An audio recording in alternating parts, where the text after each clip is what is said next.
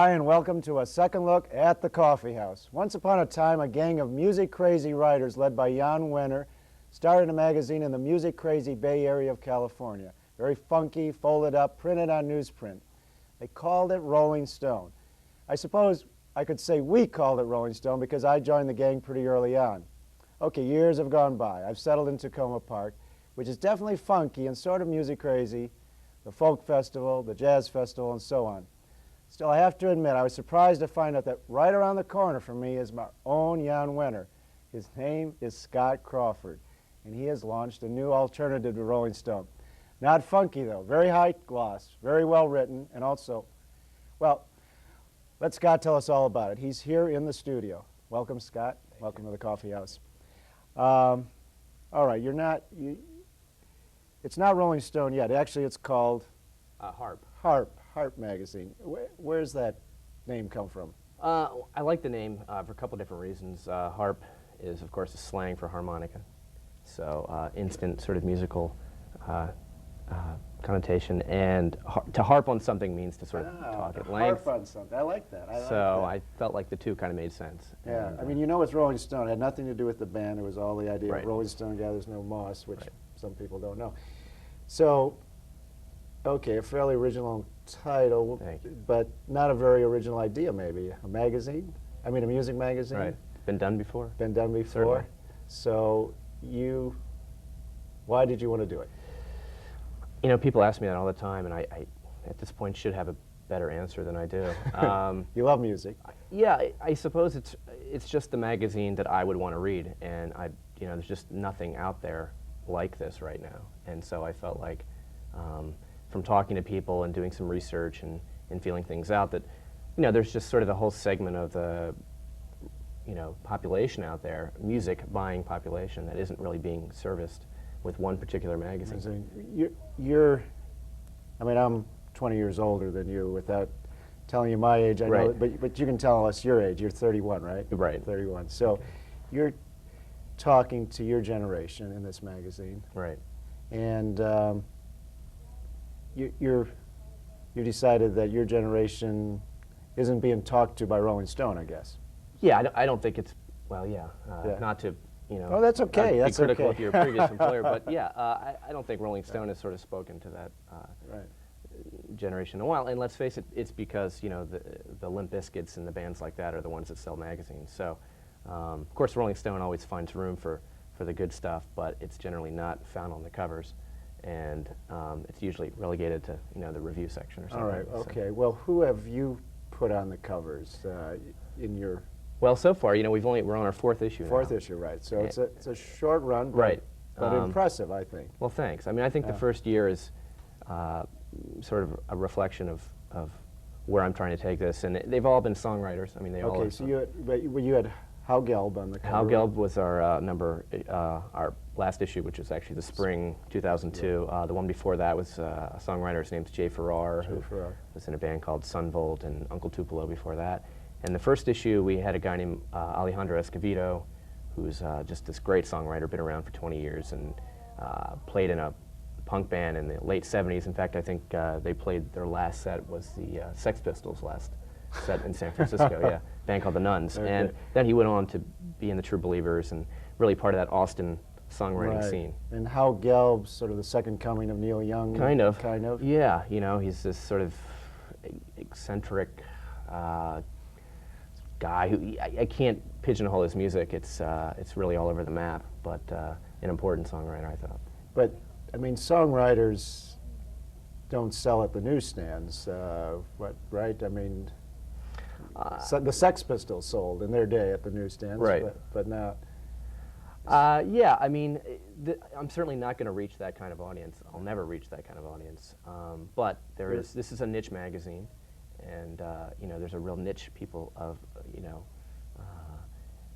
readership out there for it. Yeah, I mean, again, to beat the Rolling Stone comparison to death here,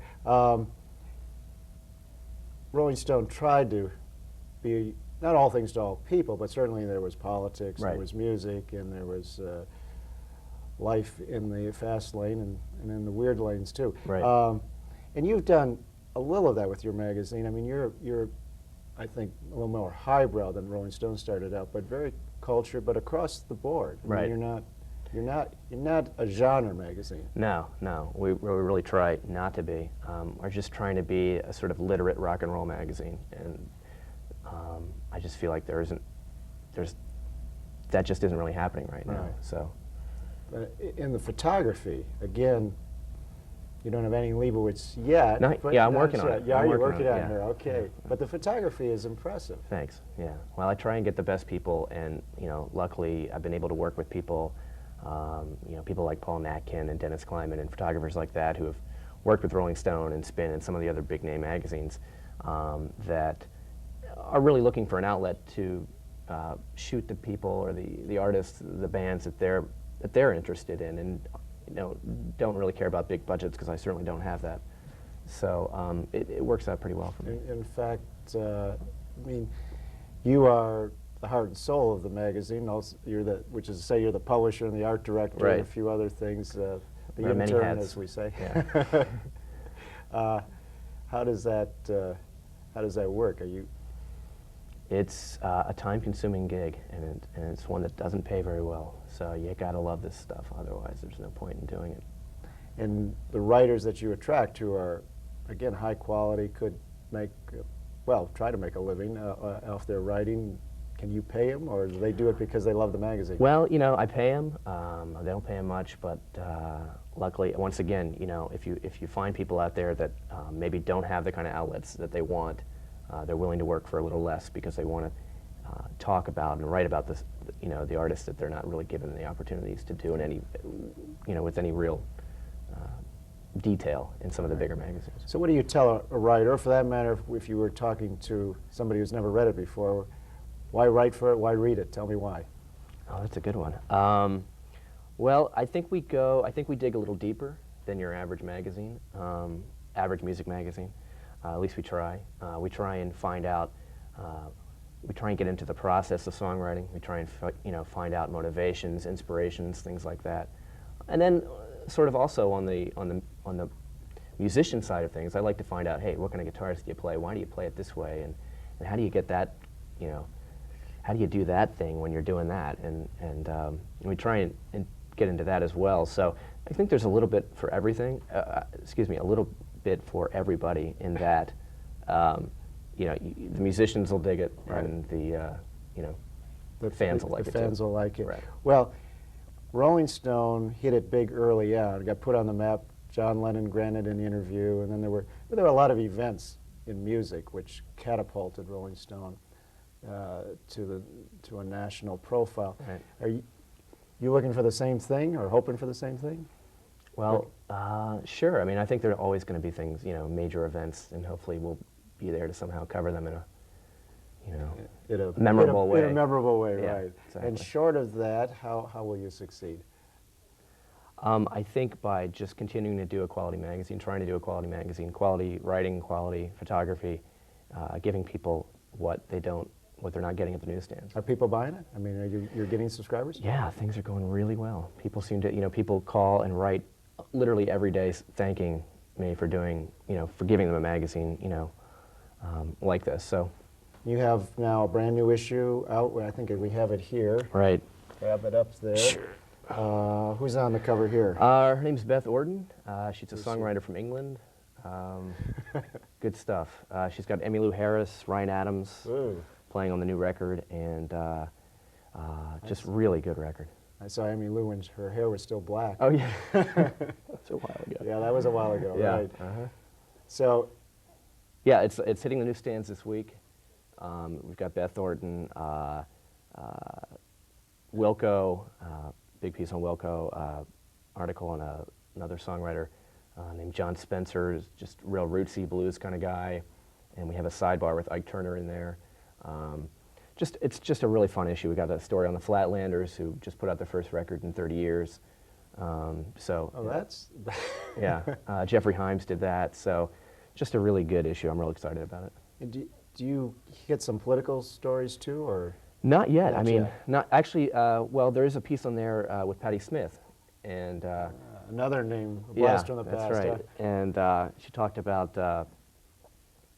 just the sort of situation right now, you know, in Afghanistan, and talks about some inspirations that she had for some of her current songs that are sort of based on what's going on right now with our foreign policy. So that's a good piece. Right. And I assume they're skeptical of the Yes, foreign policy. exactly. Yes, Yeah, yeah. It's We a kinda good guess that. piece. It's Tacoma Park, after That's all. right. Absolutely. Right.